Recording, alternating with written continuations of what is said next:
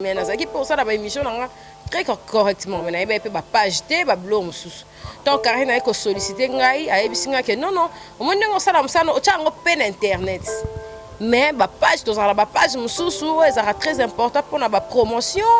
Nga pene na zabu na ba on a eba na bango ba sala pe émission internet mais ya monde mususu et mo be faut chrétien capé, il faut ça la mo ba blog bo mais na eba te que za ya chrétien ndeto bo mo. Non. Ba voilà, ça la hypocrisie parce que nous sommes bayebi na mutu ayebisa bango ke moi na ngazaka na papa te na ngai na ba oba finga ka wana ba yebisa mama mais na monter message mabe parce que nga avant na boto bakangela nga lopango dona bota lokola te ke ba sente ngande ba tusu na mona ke ba sente to mona ta photo ya mariage tete nga la mama à l'époque a chaka comme ba photo na ngai masanga wana kutune na ça na zemi on dirait ba 3 mois boy ça me fait très mal. Des fois je regrette beaucoup. Mais dans le bas nzambe yemo ayebindenga kumbaka batu et puis relation moko o ezali azar epa nzambe ezalaka te yemo ali alingaki na reka na leka Paris nani na leka par Karine alakisanga batu wana nyonso et puis bato mosusu bazalaki le mal avec elle ezali bato nyonso bamonaka mutu aza na ye bakomisaka mutu wana ennemi donc ennemi na ye automatiquement soza pemene mbala moko comme ennemi ya bato wana nyonso. Or qu'en réalité c'est pas ça. Au chrétien moi mutu moko o Karine ayebiso chrétien ou bien tango ayebiso ki yo chrétien ka batu na déontologie na yo ya musala la télé eza interdit. Na chrétien ka batu. Non. Alba ki internet ezali monde moko eza différent na makambo TV. Il faut air moko pe au sali moi polémique moko ba vezakle. Mais ce ko polémique so le lolem suna no bike so le lona na limbisa mo au moins te que na limbisa ka ye parce que azwa temps pena o simbanga trop te pour ayeba qui je suis et puis ayeba ki tina nini alobanga na ngai yaka yambanga na yambona ki ta RTG parce que na minute wana za ki pena besoin ya soutien ya batamakasi ya télévision voilà. Papa na ye place azar na pesi mbo talimbisa to ko tsali solo et déranger que te tango yoka bazo finga mwana te ye on dirait déranger que te parce que za ki pire vie ya Karine yende kutande ko pexanga déjà des mondes on parce que yeba ki bango ngane na yeba bango te parce que c'est azaki proche à Fabrigaz à l'époque voilà. Si quand yo lobby que Karine montabenga ke yakape faut moko chrétiaka déjà vous allez qui me Karine a pas accepté faut pas au chrétien mutu faut la logique au cours de l'émission pour nga nazara vraiment na polémique makasté mais tant nga nazara ki naye bat quoi qui ko interpeller nga qui a finga ka qui a clash mais pas nga na ndeko mona onti au fur et à mesure roi moi c'est mon bal temps on va na moi si vous allez bala on a besoin nous ba fiancé o azai pas na bango o pas azai pas na bango mais tant pour ça le mariage qui est chaque jour beaucoup mona na wana ndio comme oh mutu ofinga kazaka ndeki nganzi o me poni osala bongo te ngai ezaka bongo yango fakende bongo ezonga bongo mais le quoi nazaki paysage nazana mamnanga nazana ba norme en tout cas na kweki na monde wana vraiment te azwa bato olem ba ennemi nanga ba konsa bango ba privé ba luka même équipe nationale maman ona nga futa bango ba finga nga bato afinga nga bazana identité ofinga nga ba boyaka po bango pe ba mona effort nga na sali en tout cas ba boyaka tout repena ba boyaka na éviter so mtema nini mais en tout cas baboyara te wana kute ezama wana komo ke na nde mususu wana débat na biso te to bande na biso bien mote ko tuninga kuna na optanga na komba Karine on atanga te kana na otanga bono c'est les promotions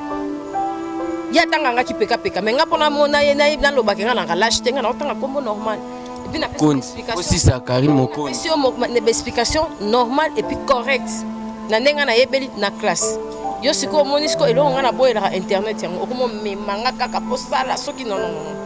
to sali interview na biso ya kitoko et puis na yebisi pour na respect na nga donc na c'est limité na nga wana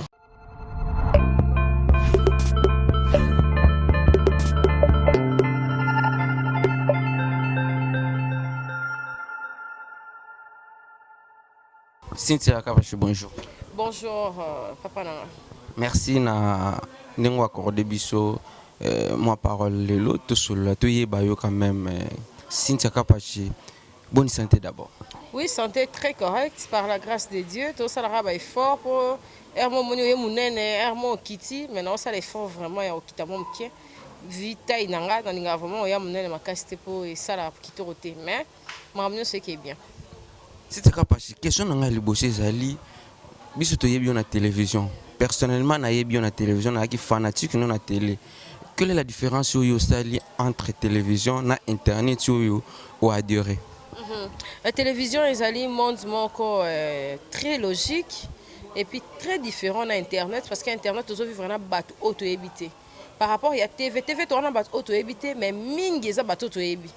Mais internet comme on a mutalinga kayo akako a défendre comme ça la faux compte. Na télévision normale na yeba ba faux compte. Mais na internet na yebi ke muto koki ozala muto bolala nenda komoko. Lem su ndeko na yo pe, lem su master na yo mais a maska na compte mongo boy privé pour lem so finga kayo ou bien kumisa kayo. Donc terrain pena internet c'est un terrain très glissant par rapport à la télévision. Télévision est logique, comme on a mon tout peut à clasher, ok, il peut régler, mais l'internet, c'est un bateau, tout le monde a raté, et puis auto éviter, tout mais, tout ça vivre dans baron à la quotidien. Mais attends, aujourd'hui vivre dans baron quotidien, bien sûr, que l'on a la télévision, ou embrasser internet. Et ça qui peut être que bon, ils ont internet, na télé bon, ou bien bah que pour, ok, sur musique, et ça faut au côté internet parce qu'à la télé on nous défendre ça nous tout. Merci pour yo moko to pesinga ba réponse moko ya kitoko. Tant na zala na TV na zala pe na internet. Na zala pe na internet ba émission na pe manda ko le kamera zaki na monde o ya internet o ya binote. Ya ba clash, ya ba question réponse, ya ko ke mena zaki pour ça ba émission na très correctement mais na pe ba page te ba blog mususu. Tant carré na ko solliciter ngai ayebisinga ke non au monde ngo sala msano o chango pe na internet. Mais ba page to za ba page mususu ezaka très important pour na ba promotion. Nga pene na zabo na ba o na eba na bango ba sala pe émission internet mais ya monde mususu et mo be faut chrétien capé, il faut sala mo ba blog bo mais na eba te ke za ya chrétien ande to bo mamutu. Non. Ezaki vraiment terrain mon na ya ki ngo mais vraiment moi masqué. Wende to bat ya poto ba so ye poto oyo mona oyo royoka oyo ko sala mabomba ngukuna ko yo lobate zape ndenge mona monde internet tango zana dedans na quantité oye bate monde ngweza ndeni soko koti ndeke soko mona ba réalité nango mais ça bien parce que na kino to sukara to za limité mais na internet to za na diaspora ba kota lo na États-Unis na minutes ba kota lo na Londres émission on est les commentaires dans le monde entier. Mais la minute moi amke différence c'est à TV ça dans internet c'est ça vraiment là. Quand yo lobby que Karine Mutabenga que yakape vraiment ko chrétiaka. Déjà. Ozala qui mais Karine a pas accepter faut pas au chrétiaka. Mutu faut la logique. Au cours ça l'émission pour nga nazara vraiment na polémique makasté. Mais tant nga nazara qui naie ba quoi qui ko interpeller nga qui a fingaka qui a clash mais pas nga na comment on dit. Au fur et à mesure le roi moi c'est mon bal temps on va na moi si vous allez bal on a besoin nous ba fiancé o azé pas na bango o pas azé pas na bango mais tant pour ça la mariage qui est chaque jour boko mo nana wana ndio comment oh muto finga kaza kande kinganzi o me poni o sala bongo te ngai za ka bongo yango faut kende bongo zo bongo mais le quoi na qui paysage na zana mamnanga na zana ba norme en tout cas na quoi qui na monde wana vraiment te mais comment il paye la mususu moi il va te na kato parole au chrétien moi mutu moko o Karine ayebiso chrétien ou bien tango ayebiso ki yo chrétien ka batu na déontologie na yo ya musala la télé eza interdit ngate na chrétien ka batu non alors ki internet ezali monde moko eza différent na makambo ya TV il faut air moko pe au sali moi polémique moko le roi ba visacle. Mais ce que polémique quand on a eu vent des équipes polémiques on a eu ya polémique voilà différence de yangoana mais na ko marché na ko voiler face des élèves surtout vendre boye to vandi na bana mai musu o dem so qui a présenté nga bango ba ko sala moi vidéo mo nga pe na osika seki na ope mais bato bamona ah si t'appelles quoi ça qui na bango c'est que pas seki nga mais ok nga se kande ba délire na bonde ba ça donne on a musu les okamusanga mais na sert okamona na seki voilà le contexte voilà. Ok, merci Lelo. Comment on a Cynthia comme pe na image ya ba doli rebelle ba to ba comme pe ko lukana sima ya internet ba no manquer au respect permettre ngana lobango na sima internet ba to ba comme ko bunga que oza Cynthia ou peut-être afanda ka chebango azotalo na télévision surtout na Congo ouais peut-être ba to ba yebi chaîne ba o diffuser ka ba vidéo na oti. Ça te fait comment d'abord? Ça me fait très très mal. des fois je regrette beaucoup. Mais dans le bas nzambe ye mo ayebi ndenge akumbaka bato et puis relation moko oyo ezali hasard epa nzambe ezalaka te ye mo alingaki naleka par nani naleka par Karine alakisanga bato wana nyonso et puis bato mosusu bazalaki le mal avec elle ezali bato nyonso bamonaka mutu aza na ye bakomisaka mutu wana ennemi donc ennemi na ye automatiquement so oza pema mbala moko comme ennemi ya bato wana nyonso or qu'en réalité c'est pas ça. Il faut que les gens se conduisent. Les ennemis n'ont pas d'ennemis. Les ennemis n'ont pas d'ennemis. Les Congolais sont sur Internet. Ils ont respect à Batouti. En tout cas, ils ont respect à Batouti. La preuve du contraire, par rapport à clash, il y a ça là, au contraire, on a mis sa pied. Peut-être que le surnom, il y a personne de Tikala. Mais il y a des bateaux qui clashent pour les calais. Ou qui clashent dans complexe. Ils clashent. Comprenez ce que la différence? Dans complexe, ils clashent. Et puis les lobbies sont montés au monde à sort à maman. Bon, sur les lobbies sont dans le week-end, sur les lobbies on a limbisa monte. Au moins que dans limbisa raillé. Parce que azoa tant pénal aussi banga trop pour ayeba qui je suis. Et puis ayeba qui tina nini. Alobanga na ngai yaka yambanga na yambona qui ta RTG. Parce que na minute on a ezaki pe na besoin de soutien, il y a batamakasi, il y a télévision. Voilà. Toujours à la télévision, ce qu'on a un répertoire de 5 personnes à la télévision. Où bazali ko peser tout bazali ko peser na période na yo oko si télévision ni zala sincère Nana Boduka, Henriette Kanjinga, Noëlla Madinga, Papi Mboma, à l'époque te ozakaka sikoyo te nanenga sikoyo to bazalaki kaka bato bazalaki na yo wana bozo ko évoluer quoi Papi Mboma Noëlla Madinga, Nana Boduga, en fait quand j'ai Kenda de Atika, Nani Susu, Nati Lokole, la minute on a un cartonné dans l'émission. Bon oui, quand même. Elle est vraiment pincharaïsou dans l'émission na été. Bah on en est na compté on dirait bango pendant des si quoi on maintenir. Pas maintenir bien sûr, mais est-ce que tant où il y a internet, on retrouve le même liste sur internet? Tous les accords qui batika na télévision, internet. Télévision par rapport papi monde na ti lokole ba sala quoi ba c'est bousculer pe na monde na biso par rapport à émission na bango ba kotaka mais en tout cas bango na kande batika.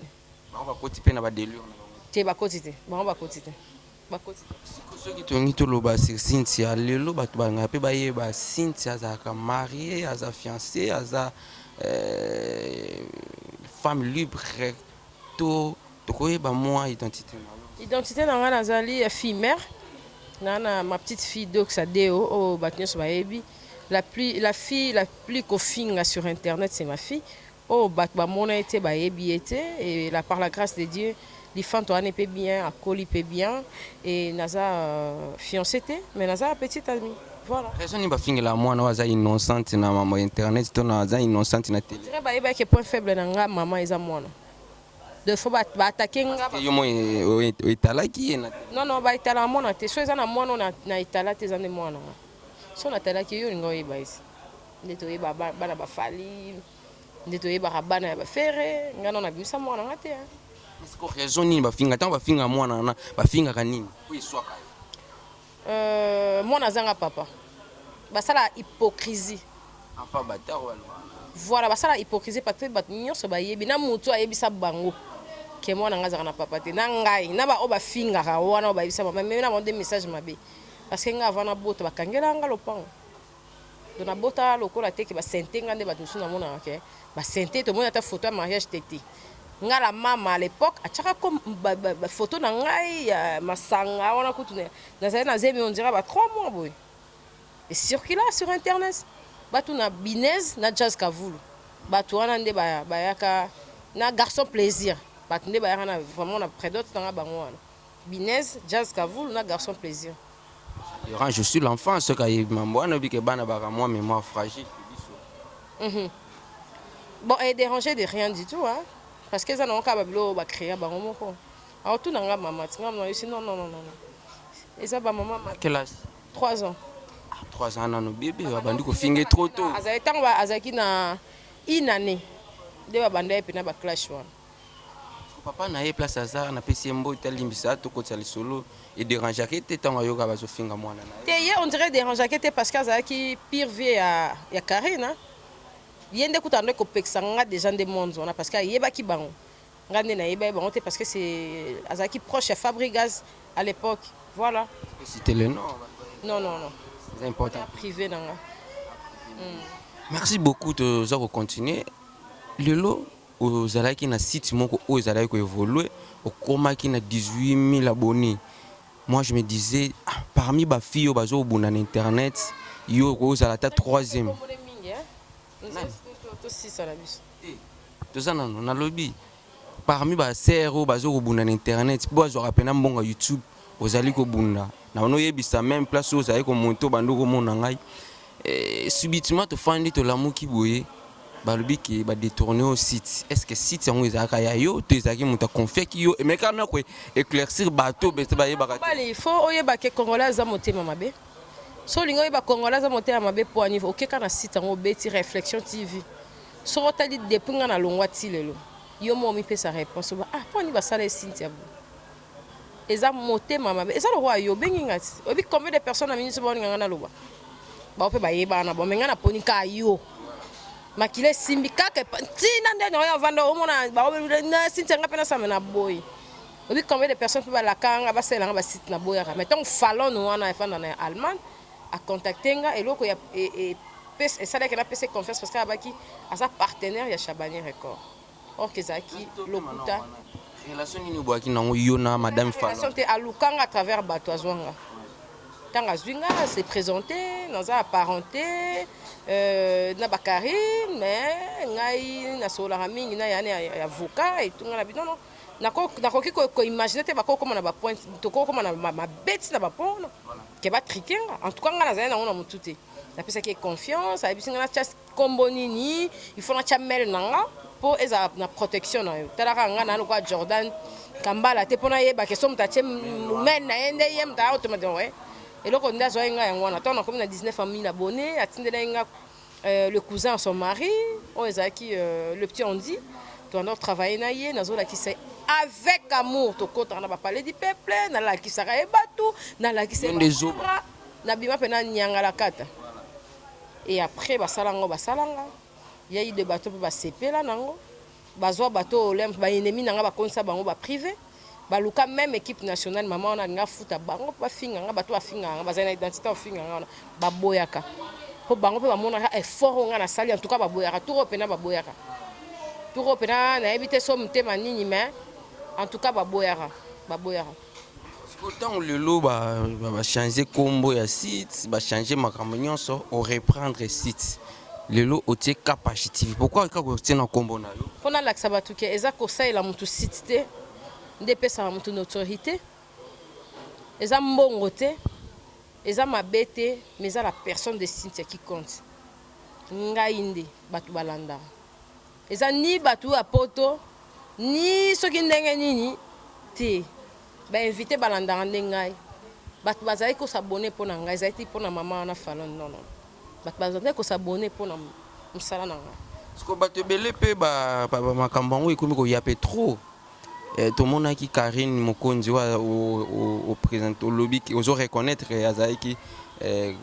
cousine donc azaki amina yo bo partager qui n'est pas un bon mois lelo place ya no sa na Congo bilengi moi si na mobali ya bakolo site basali vidéo ke batu nyonso basabona na compte ya Karine Mokonzi ba se désabonner parce que yena Karine Mokonzi bazoyo kanate yo en tant que d'abord journaliste le loposa patron ya Cynthia TV capacité TV ko salona nde bonga na sepela kaka na niveau ba combien na nga salenga bien c'est tout mamna bona okota en profondeur te petalinga teza mamna bango mais nga na sepeli kande na point ba koma wana c'est tout na sala face au micro mon na site na nga bato baninga yeba nyonso ba na site na nga mais pendant vanda nde na vanda kiti boye na ba respond nyonso bato na ba pesa nga na lo na mamna wango susu je sais pas ce temps là pe façon sur le lot peut-être journaliste moko azaki pa na yo yo longo est-ce que okopesa chance ça leloko ndenge wana ke bato nyonso basa désabonnaki epai ya Kapashi TV bo se désabonner parce que peut-être ngai Jean na longo epai na yo. Bon asa pe na pifo wana po kuna elenge ya kongo mpe ya malembe te eza mpe malembe te parce que nayebi ke Tracy pa yebi batactique nini asalelaka o comprendre bato base désabonnaka na bango bongo te bato misu nde ya sika babakisamaka to bamona ke kote oyo avantage ezalaki te nzambe atindaka bato ya sika yo kasi bato nyonso nga mpe naloba yango base désabonner na Airbag TV baya na Kapashi TV mais c'est pas de même personne pourtant ok awa okomi na bato ya sika eza lokola bolingo ti ntango boyani le mosusu ndeti nga boye na boyani na nga na Nicolas nake na nini mobali mosusu komona ezala nani osomia kombo pene toyebelaka eke komemaka na terrain wana te naza makambo tellement ke nakopesa ngo te soki toboyani ntango na olinga mutu mosusu automatiquement fana koma na babelle sere mosusu na bamakambo mosusu ona okekuta na famille mosusu ya sika voilà wana ezala siko makambo ya mpifo ezalaka bongo fo ezalaka ngai mpo olobi mpe un quart ya bato mpe baye. Merci beaucoup tozokenda biso na suka question moko yelinga na tunango eloko nini ozoko reprocher na internet pe eloko nini ozo reprocher na monde média na expérience oza nango bayebi valeur ya bato te bacaméraman ya internet bamonteur ya internet bajournaliste internet on dirait fo basala badeboulonner bango babilo ebele c'est très rare au monde un journaliste internet et à respect. Et c'est vraiment rare. Le baba oh mukie baleka na TV. Basala moi recyclage na TV pas quoi internet. Je pas ça na télé mettons ay TV et pardon ay na télé mettons ay net. Ce que les kamakasi le roi ya bango mo internet ne ba bota madame ya yebi ku tata TV te non sur taliete.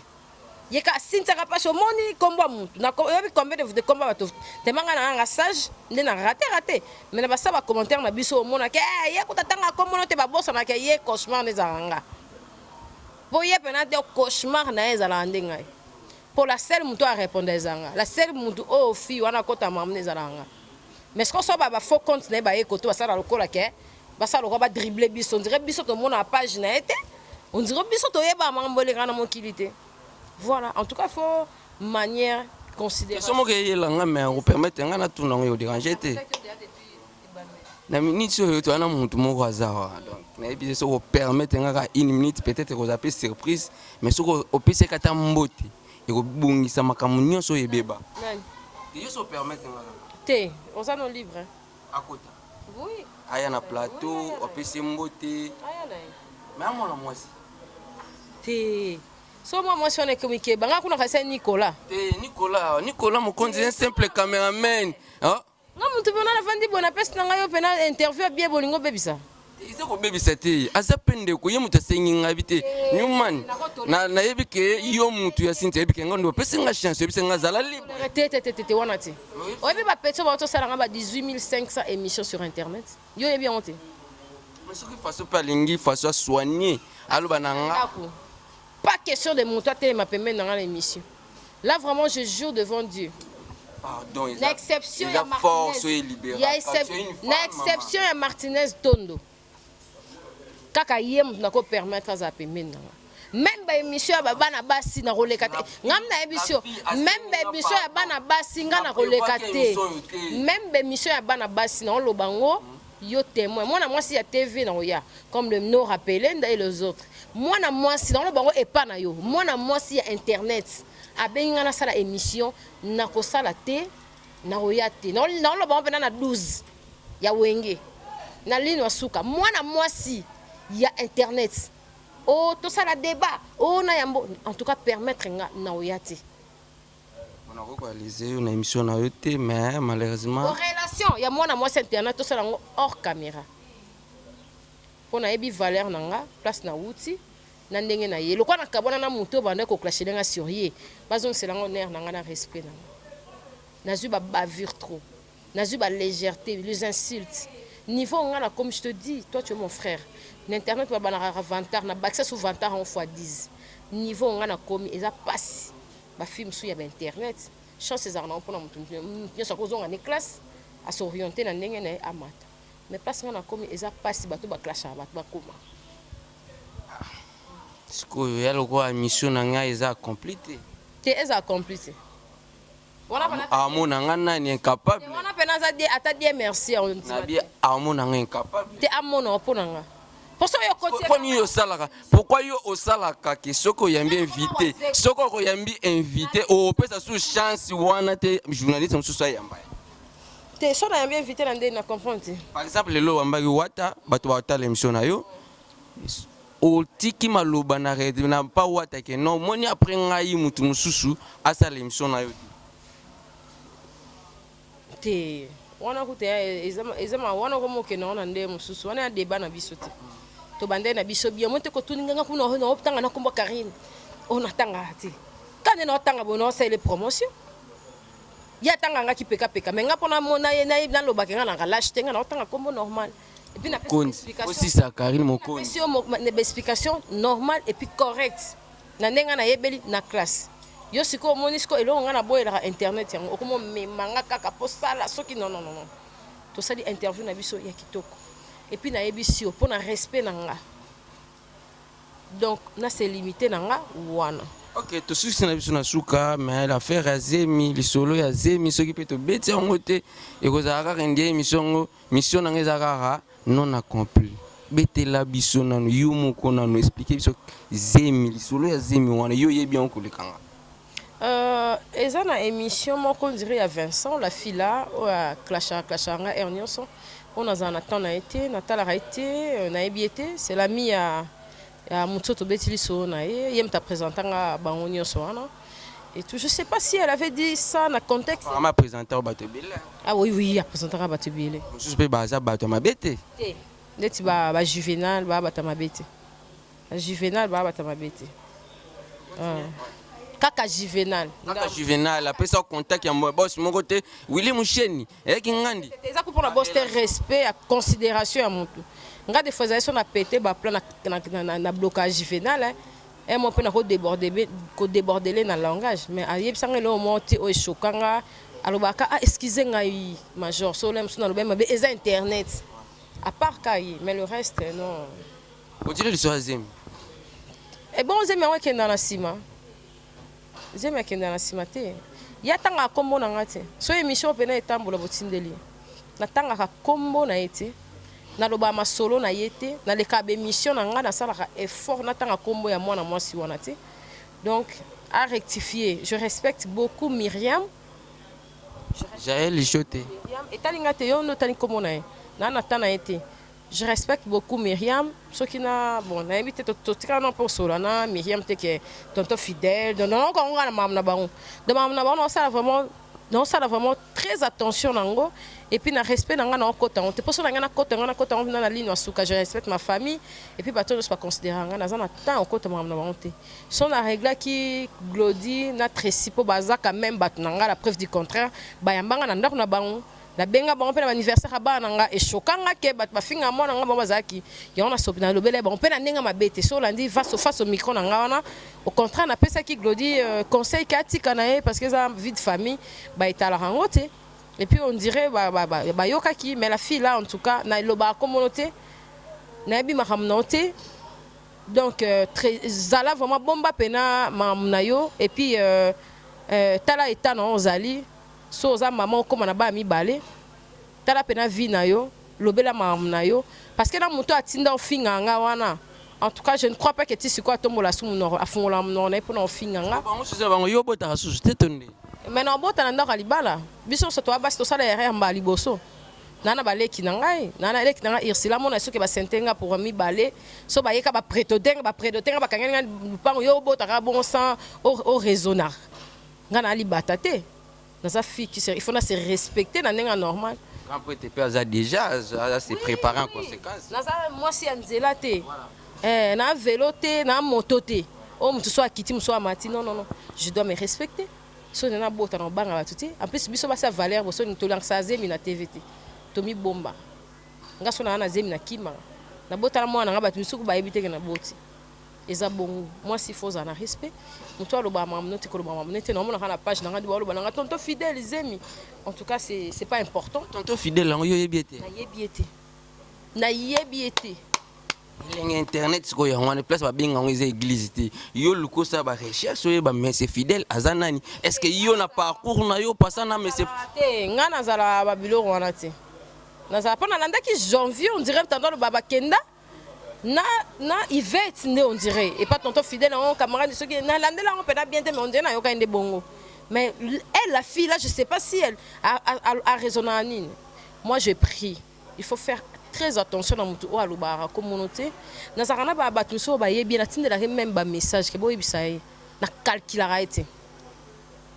na clasher même pas abanda ko clasher ngai depuis mokili e banda a déborder ba niveau ke na maman biso habité photo to coincer fio mais na boya ba Mike Lokamba ba Frank Stemai ba Jazz Kavulu ba yebi likamba fio combien de fois na coincer mais na linga te po moi so kanisi mutu so kanisi famille na esala mabe na salon de une fois mais na mona kezala bien te na ba capacité on a nyonso parce que bato nyonso batanga comme na nga Cynthia Kapashi on na okela bonde mawa poso na kangisi o muto yo biso azati na relation za na ngo ezala te e mona na te bas faire très attention ba respecter muto apesa ba mbongo ba code songa za fi anzala to ya bisenga senga nga pe manga batina ba mbongo ba garantie baninga ba boko langa pe mwana comprendre dans a fie mamwana Cynthia merci to komi na suka question suka rectifier pena na ba émission même Vincent na sepela ina ngote et tout na bana komela mpaka men na kipaki ngote ba nyonso pe ba clash na bango ngape na zara mutu pe na kolo ba pe likamwa mutu poso mutu na za makampo ni evita so na lo ba boye na logique comment na lobeli me na clasher l'été je lui explique c'est ma vie au kolo ba likamwa boye moi comme ba na onga na zana ayo kakena na baiser mi mutu mun tozo raisonner te ton ndengeni toza ba maman to respecter ba maman de l'autre naza maman moi nanga ye pas maman bana na ye comprendre voilà tout se respecter point barre question suka o na opesa yo na tuna yo en tout cas répondre nga sincèrement ya liboso ezali pourquoi à chaque fois soki yo beba ina muntu ba journaliste o na mona wa cadre kama ka zaka ya pemba zola na landa yo ngala ni la moi vie na yo po pesa nga pe chance wana na mona ka moi tant moko zotamba na ma fille moko zotamba na yo zo pese pena makambo si bitima bolali bolamuki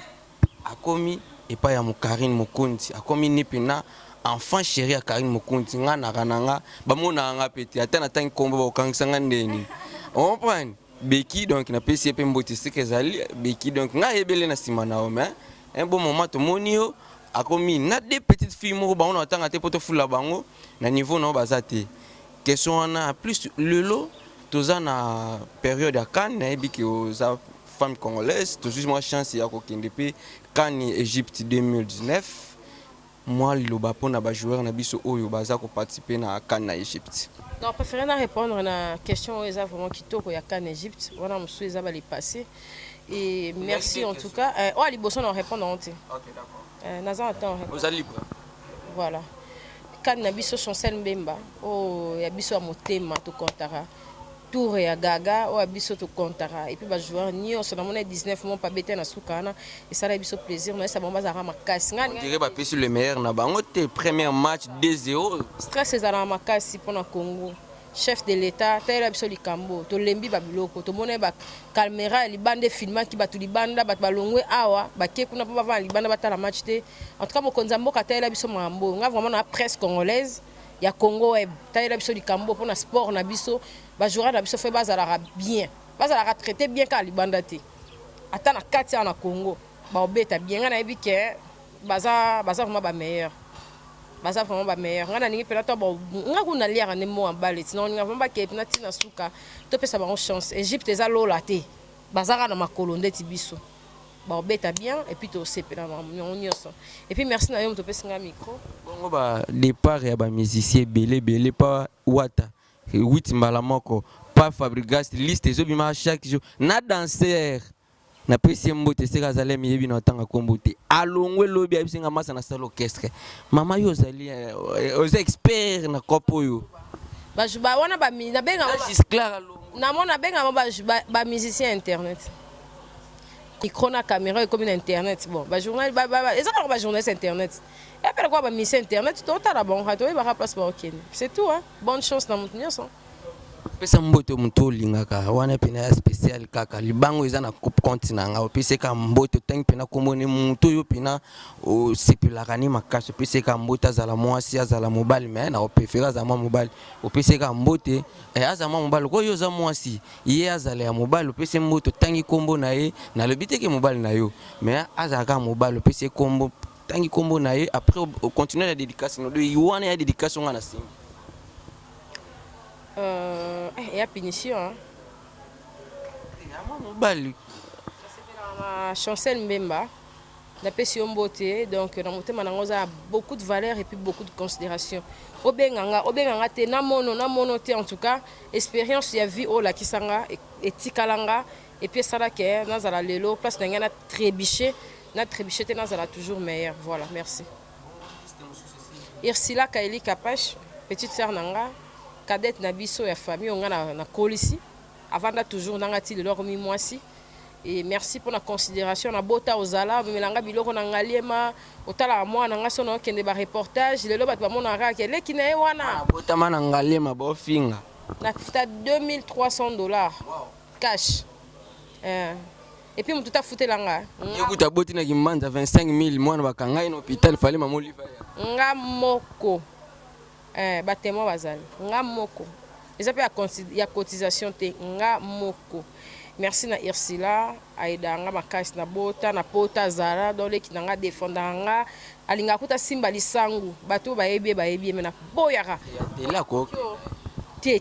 ya za avocat na nga do yem taza chargé ya mamnyo setali capacity video o mekyo ke na l'état voilà donc Irsila place naza eza te donc yeba ke ozala repi famille nanga mobimba il va moko aussi ça émission bo se désabonner bo s'abonner en tout cas ba se désabonner tina lino asuka jusqu'à la mois de pinière ba s'abonner 6000 déjà 200 abonnés pendant moins de 1 mois na yisa nzambe fois la kisanga ke ba inanga fa ba ko sama soni et puis site nanga on a salaki une année ya rokiemba pona ko kisa 18000 wana il faut pas zonga na 2 mois la chai vraiment na yisa nzambe na tu en épreuve